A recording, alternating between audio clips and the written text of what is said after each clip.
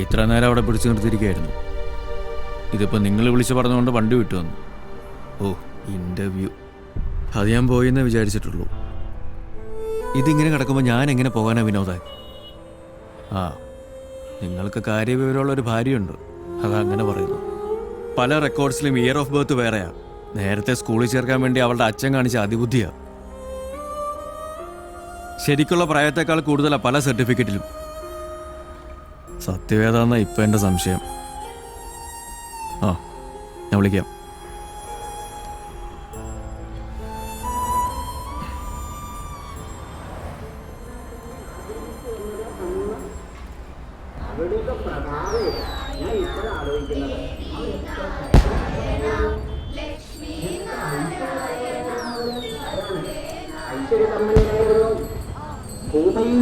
ലോകപാല വിഭൂതി ഈ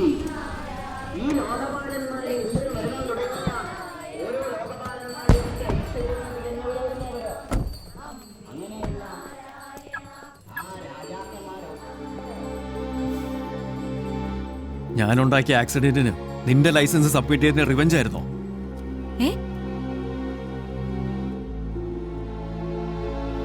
അതോ ഒറ്റയ്ക്ക് ഞാനങ്ങനെ അയർലൻഡിൽ പോകണ്ടെന്ന് വിചാരിച്ചിട്ടോ? ലൈസൻസ് എക്സ്പയർ ആയ കാര്യം തീരെ അറിയാൻ വയ്യായിരുന്നു എന്ന് പറയരുത്. സത്യമായിട്ടും എനിക്ക് അറിയാൻ വയ്യായിരുന്നു.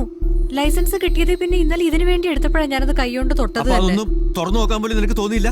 ഈ ലൈസൻസ് എന്ന് പറയുന്ന സാധനത്തിന് കാലാവധിയൊക്കെ ഉണ്ടെന്ന് ഞാൻ അറിയുന്നതേ ഇന്നാ. ഒരു ഇൻഷുറൻസ് ക്ലെയിമും കിട്ടില്ല. ആ പോലീസുകാരൻ പറഞ്ഞ കേട്ടല്ലോ, ഇന്റർവ്യൂ നടക്കുന്ന നേരത്ത് നമുക്കിവിടെ കേസ് കളിച്ച് നടക്കാം.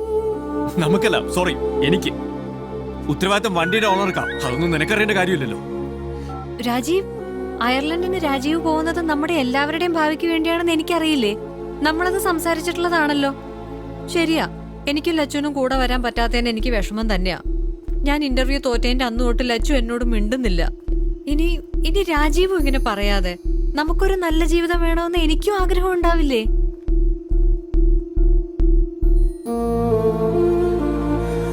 ഉണ്ടാവും.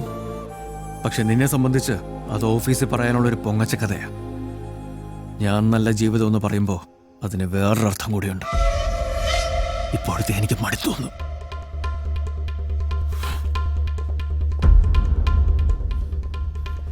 കാറ് പാർക്ക് ചെയ്യാനെങ്കിലും സൗകര്യമുള്ള ഒരു വീട് എനിക്ക് വേണം. കൊള്ളാവുന്ന അയൽപ്പക്കം വേണം. സംസാരിക്കാൻ ആൾക്കാർ വേണം. സംസാരം എന്ന് പറയുമ്പോ ശശീലയുടെ കൊച്ചിന് കമ്മല് മേടിച്ചതും മഞ്ജുഷയുടെ പിള്ളേർ ടൂർ പോയതും അല്ല. രാവിലെ ബ്രേക്ക്ഫാസ്റ്റ് ഉണ്ടാക്കും, ലഞ്ച് തന്നോടും അത്താഴം കൊണ്ടടി. ഒരു പ്രശ്നവുമില്ല. Happily married.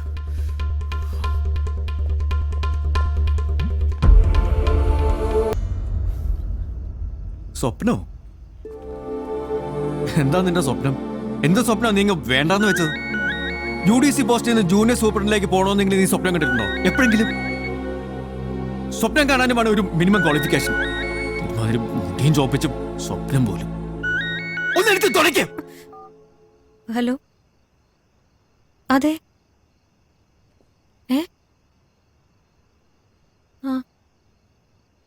എന്തിനാ? ശരി. IG-യുടെ ഓഫീസിൽ നിന്നാ രാവിലെ 10 മണിക്ക് അവിടെ ഹാജരാകണമെന്ന്. തന്നെത്താനങ്ങ് പൊയ്ക്കോണം. ഞാൻ കൂടെ ഒന്ന് വിചാരിക്കണ്ട എങ്ങോട്ടും.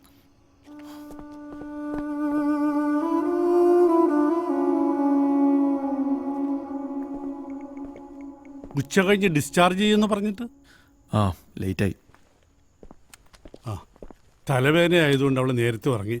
അത്താഴം മേശപ്പുറത്തുണ്ട്, ചെല്ല്. PF ഗ്രാറ്റുവിറ്റി ഞാൻ കണക്കൂട്ടിയായിരുന്നു. കുറച്ച് ലച്ചുവിൻ്റെ ബെല്ലിടാമെന്ന് ഞാൻ വിചാരിച്ചു. ഇപ്പം മരുന്ന് വല്ലതും ഉണ്ടോ? ഇല്ല.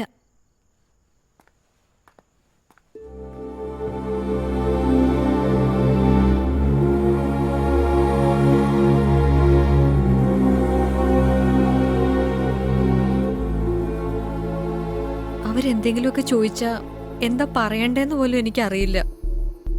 ഞാൻ പേടിച്ച് ചത്തുപോവും. ഒന്നെന്റെ കൂടെ വാ പ്ലീസ്. ഇതെന്താ ഇവിടെ നിൽക്കുന്നത്? കഴിക്കുന്നില്ലേ? എന്താ? ആക്സിഡന്റിന്റെ കാര്യത്തിന് IG എന്നെ വിളിപ്പിച്ചിരിക്കുക. എനിക്ക് ഒറ്റയ്ക്ക് പോവാൻ പേടിയാച്ചാ. അതെന്താ, നീ പോകുന്നില്ലേ? ഒറ്റയ്ക്ക് ഉണ്ടാക്കിയ കുഴപ്പത്തിന് ഒറ്റയ്ക്ക് തന്നെ പരിഹാരം കണ്ടാൽ മതി. എന്ന് പറഞ്ഞാ പറ്റുമോ? നീ പറഞ്ഞിട്ടില്ല അവള് ലൈസൻസ് എടുത്ത് തന്നത്. നിനക്ക് ബുദ്ധിമുട്ടാണെങ്കിൽ ഞാൻ കൂടെ പോവാം. അച്ഛന് നാളെ ജോലിക്ക് പോകണ്ടേ? ഹ, പക്ഷെ ഇവളുടെ കൂടെ ആരെങ്കിലും പോകണ്ടേ? അതല്ല ഞാൻ നേരത്തെ മലയാളത്തിൽ പറഞ്ഞു.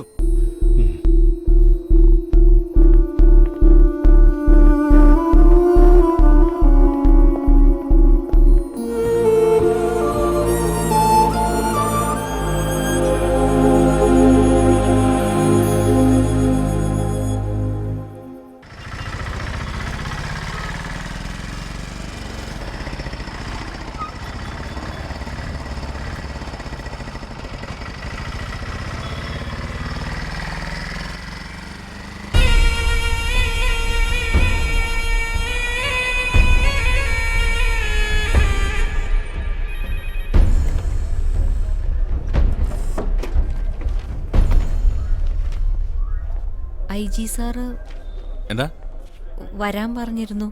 നിരുപമ രാജീവ്. ആ അവിടെ വെയിറ്റ് ചെയ്യ്.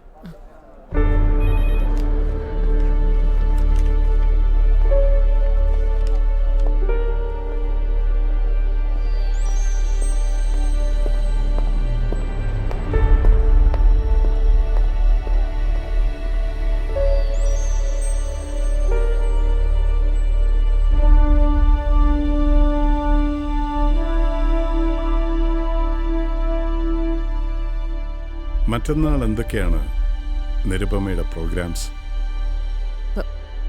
വർക്കിംഗ് ഡേ ആണ്. ഓഫീസിൽ പോണം. അതല്ലാതെ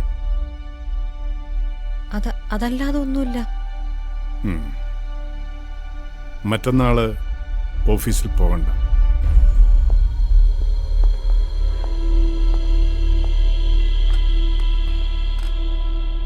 ഡോൺ വറി, ലീവാകാതെ ഞങ്ങൾ നോക്കിക്കൊള്ളാം. ലക്ഷ്മി മകളല്ലേ? അതെ. കഴിഞ്ഞ ദിവസം സ്കൂളിൽ വെച്ച് ഒരു ഇന്ററാക്റ്റീവ് സെഷനിനിടയിൽ ലക്ഷ്മി ഒരാളോട് ഒരു ചോദ്യം ചോദിച്ചിരുന്നു. ആ ആൾക്ക് ആ ചോദ്യം വളരെ ഇഷ്ടപ്പെട്ടു. അന്വേഷിച്ചപ്പോൾ അത് പ്രിപ്പയർ ചെയ്ത് കൊടുത്തത് അമ്മയാണെന്ന് അവൾ പറഞ്ഞു. ചോദ്യകർത്താവുമായിട്ട് ഒരു ബ്രേക്ക്ഫാസ്റ്റ് റിക്വസ്റ്റ് ചെയ്തിരിക്കുകയാണ് അദ്ദേഹം. I am talking about the Honorable President of India.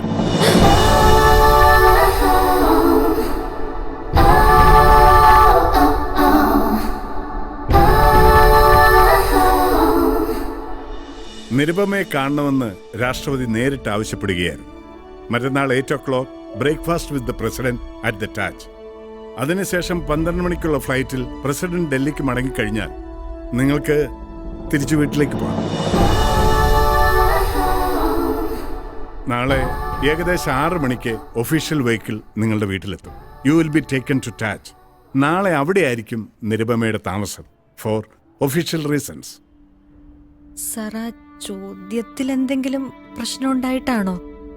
കുഴപ്പമൊന്നുമില്ലല്ലോ. രാഷ്ട്രപതിയുടെ മനസ്സിലുള്ളത് അദ്ദേഹത്തിനല്ലേ നിരുപമയെ അറിയാൻ പറ്റൂ. Anyway, be ready at 6 o'clock. നാളെ 5 മണിക്ക് വെസ്റ്റ് ട്രാഫിക് സ്റ്റേഷനിൽ ഹാജരാവാൻ പറഞ്ഞിട്ടുണ്ട് അവിടുത്തെ SI സാറ്. ഒരു ആക്സിഡന്റ് കേസ്. ആ കേസ് കംപ്ലീറ്റ്ലി സെറ്റിൽഡാണ്. It has been taken care of. അതിനി മറന്നേക്ക്. ഇനി അങ്ങനെ ഏതെങ്കിലും തരത്തിൽ എവിടെന്നെങ്കിലും ഡിസ്റ്റർബ് ചെയ്യുന്നൊരു മൂവ് ഉണ്ടായാൽ ഞങ്ങളെ അറിയിക്കണം. You are under our protection because from this moment you are the special guest of the president of India.